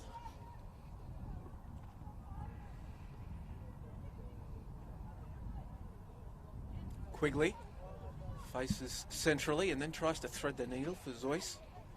Picked out by Calder, and then Barbieri's just going to put this one in front of Withers. Withers working against Vlanic, and she's gotten around with pace. Withers, can she cut it back? She does, but then the important intervention at the absolutely crucial moment for Bulleen. I think Adelge plays it forward for Eliadis. O'Brien at her back. He's able to find Privatelli nonetheless. Privatelli working against Dakic. Trying to beat Dakic for pace is Leah Privatelli, but Dakic does well to go with her and put it out.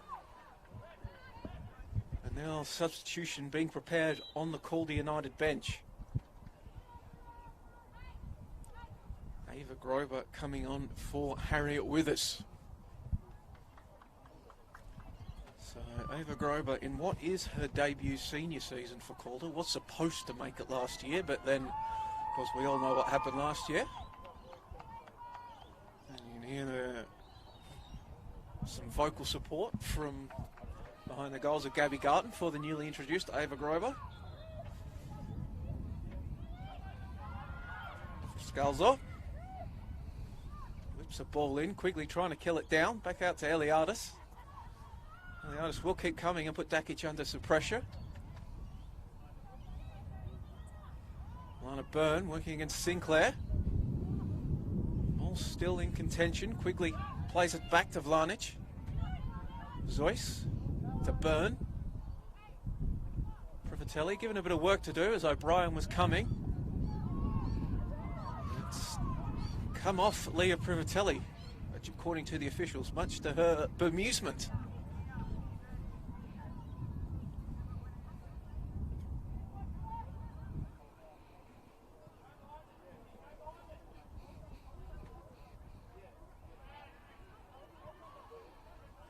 Delge.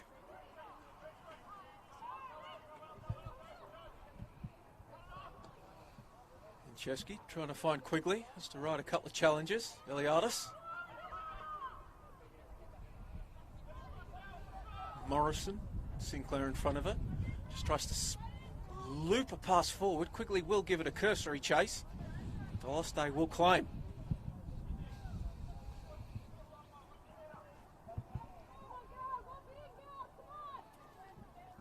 TJ Vlanic screaming at her side to lock it in.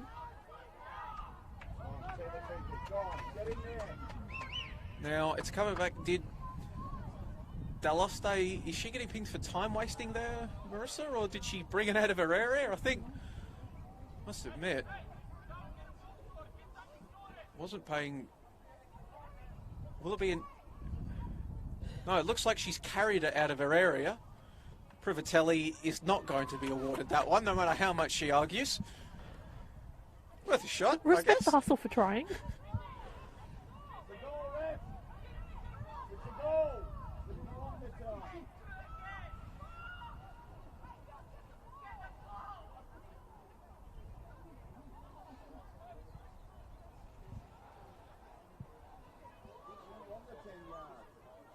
This is why I will always respect referees, because I'm still trying to figure. Referee today, Jasmine Steger, she obviously knows what's going on. I don't. That's why she's an official and she do the courses.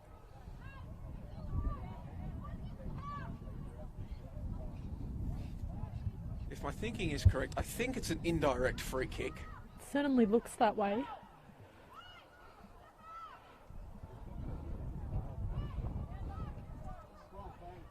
It didn't look like she handled it outside the area, but I suppose the lines are a little bit, it's a bit patchy down that end of the ground, so it kind of gets lost in the more kind of dirt patches. Now, you can see there is an absolute mass of bodies here, so Mancheski and Zois are over it. Always a chance that Morrison can take an absolute run up at it and wallop it if she wants. But if it does somehow sneak through this wall, Deleste is going to have no reaction. Zois! It's found the back of the net. Bulleen from 3-0 down, back to 3-3. Zois absolutely wellied that one, and it has buried itself in the back of the net.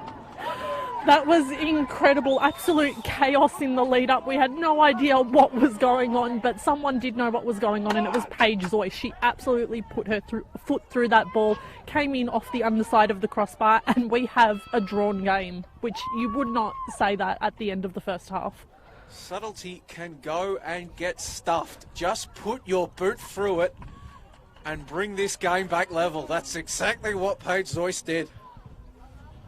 And now Calder United from 3-0 up, now back at 3-3. It's now the turn of Calder to look shell-shocked.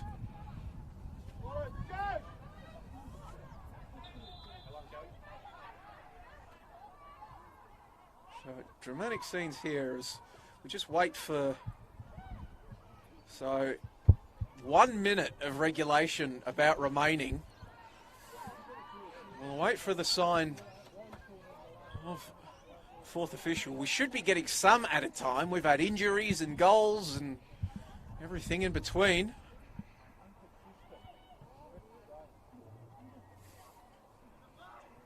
The Tarantos combining. Andriana. I'm going to get it out there on the left. I think it was Grover. And then Grover's going to win herself a free kick. Looks like the board being prepared to signal to the combatants just how much time remains.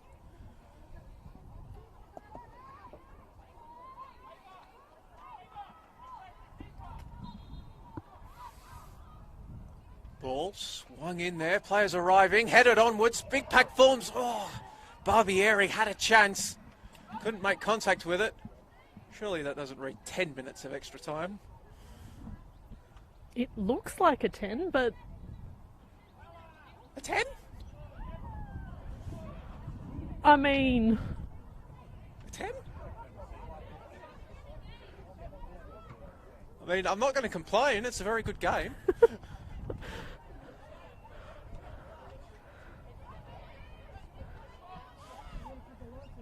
Zimmerman now coming in on the left, sliding challenge, comes in for Scalzo, working against Zimmerman.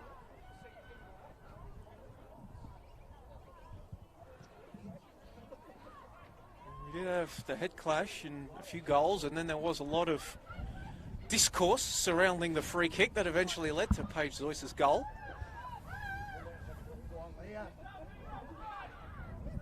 But, I mean, and now Privatelli steals that ball away. Privatelli has Quigley in the middle. Goes herself. And intervention from Daloste, just directing it off the path.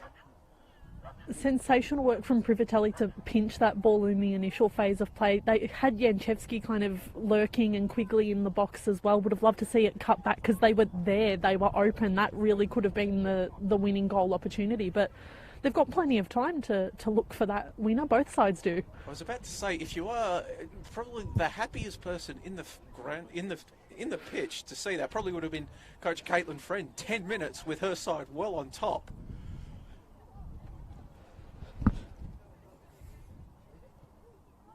Vlanic now.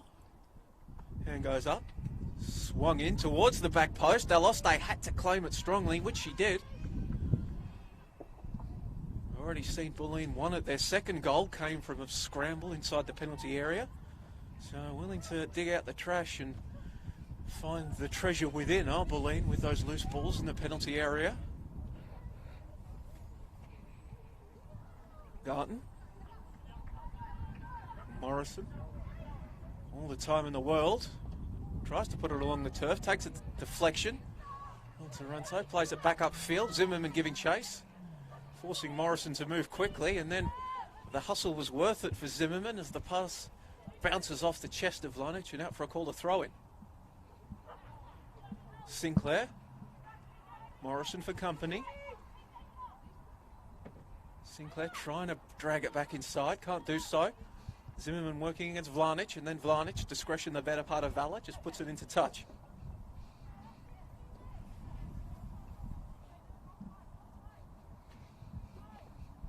German Shepherd very interested in the loose ball. As that ball is put in towards the area, Grover is there waiting. So is Gadelge. Gadelge clears it away.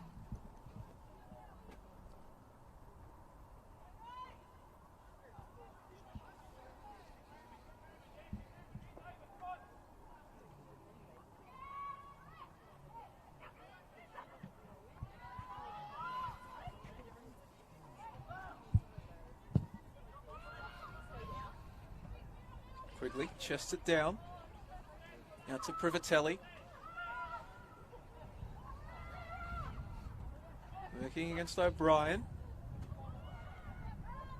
Before the touchline is O'Brien with that challenge, and she gets it.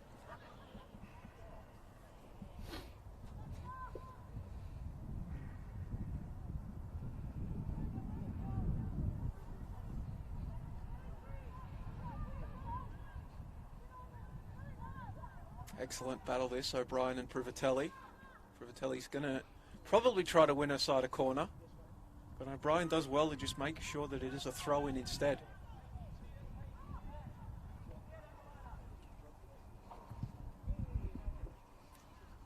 No Rory Delapse out there for either side, so the throwing goes short. And eventually Privatelli gets her corner. So a chance for Vlanic with that left boot of hers to swing something in towards the near post. Morrison getting up, and is she going near post or far post, do you reckon, Marissa? Oh, I think she's going to go back to the far post. Brand awareness, I like it. And that's indeed where she goes.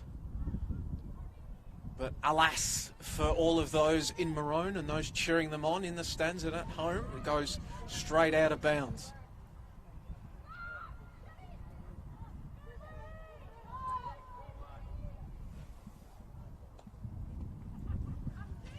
The mistake somewhat sliced off her boot, and Elias to head it forward.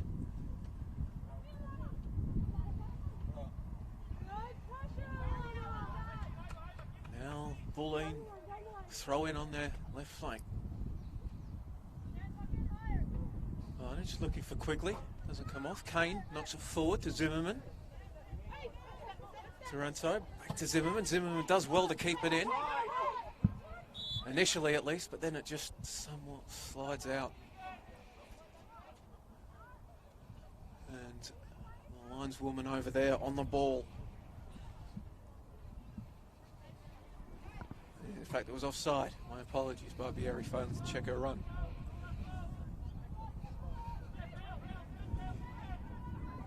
Scalzo, long ball forward, Quigley, chest it down, back to Jancheski, and then dinked over the top. Zeus is there. Will be a goal kick, but Bulleen continue to press. It would be a highly unlikely win, but they do want that 4-3 scoreline. The comeback would be absolutely incredible, and to be fair, they have been the ones that have looked more likely since we've been at 3-3 to kind of get that winning goal. So I can't imagine there's much time left, but it looks if Bulleen can kind of keep it in their forward half, they can produce something. Kane under pressure from Quigley. Eventually it bounced off the Bulleen number 10. Chesky forces it out there for a throw-in, so comes into Zimmerman. And Eliadis wants it, but she's not going to get it. Dakic. Sardo, apologies. Gets us going. Julia Sardo. Then boots it forward for Sinclair. Outside of the boot effort. Can only find those in maroon. Headed back though. Zimmerman. Around the corner from Adriana Taranto. Back to Zimmerman. Morrison getting across.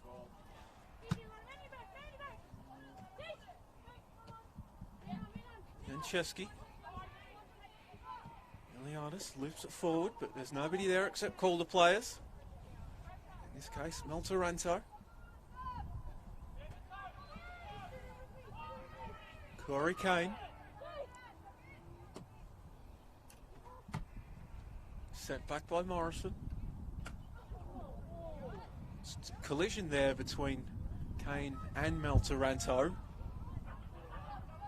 Allows Bulleen to come away with it, and Calder currently with one player down. Privatelli falling over as she shot, wasn't able to make proper contact.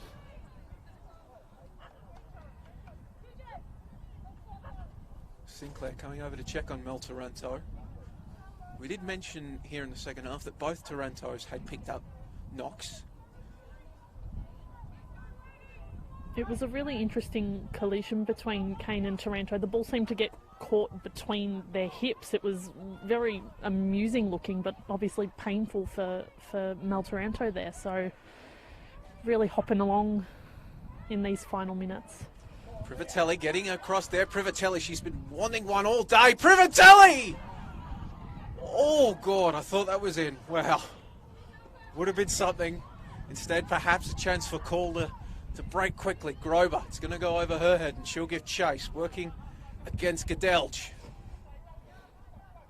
To Friscalza. Gabby Garton. Morrison sends it out to Privatelli on the right. She has been absolutely walloped with that ball. Is remaining down, Leah Privatelli.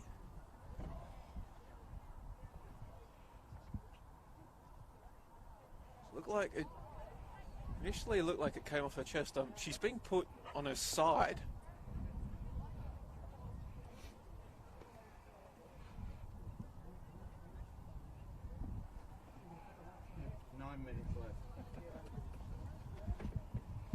She's remaining down, and I think it's initially looked like it came off her chest, but the way she's gone down maybe suggests it hit her throat instead. And the sound off that was incredible. And the referees called full time, so the game will end 3-3. Bulleen with the comeback.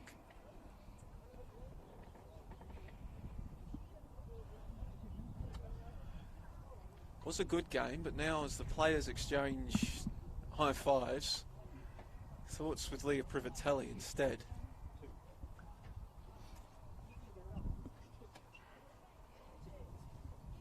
Stretcher was immediately produced.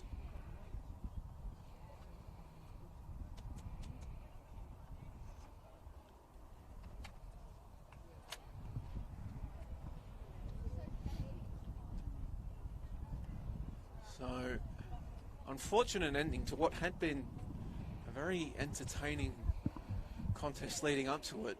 Calder going ahead 3-0, and then Bulleen staging a frantic comeback to bring it back to 3-3. And we'll get your thoughts on the game as we keep an eye on Privatelli. Yeah, it was very much a game of two halves, to wheel out that old faithful cliche. Calder really started well. All three of their goals were absolutely superb. The Zimmerman one, as we've mentioned a few times now, was just really top class. Bulleen needed to do something, and they were sparked into action late in that first half. The Alana Yanchevsky goal made sure that they entered that half-time break with at least something to their name, and then it really was them for the entire second half. They just kept asking questions of the Calder defence and were able to get a few answers so that we had the drawn game. It was an electric contest. It was on the edge of chaos for so long and kind of boiled over with that Zeus goal to bring us level, but a fascinating game, a really, really good game, but now just hoping that Leah Privatelli is all right. A few players still around Leah Privatelli. Bulleen have moved into their huddle.